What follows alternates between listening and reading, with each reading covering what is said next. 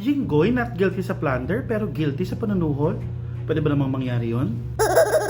Para makonsider kasi na plunder ang isang kaso, kailangan umabot sa tumataginting na 50 million pesos yung money na involved. Pero dito sa kaso ni Estrada, hindi umabot nun at nasa around 9 million lang.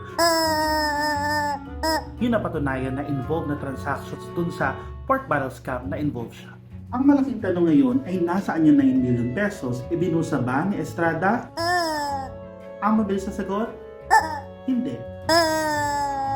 Ang sabi lang kasi ng korte, si Estrada ay nag-endorse lang naman ng transactions at hindi iyon sapat para i-convict siya for plunder.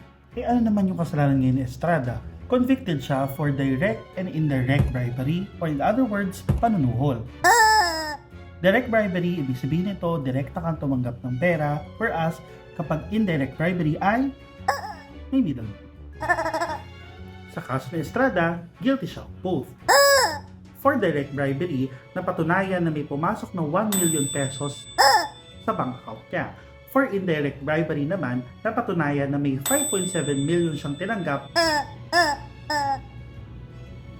from a middleman in 2 different occasions. So ang tanong ngayon, anong mangyayari kay Jinggoy Estrada? Makukulong ba siya? Hindi naman siya magiging senador? Kahit sinasabi ng Sandigan Bayan na pwede siyang makulong, pwede siyang masuspend sa kanyang pagkasenador, hindi pa final yung kanyang decision dahil pwede pa sila mag-file ng motion for reconsideration and even pwede pa nilang iakyat yung kaso sa Korte Suprema. In other words, hindi pa ito tapos.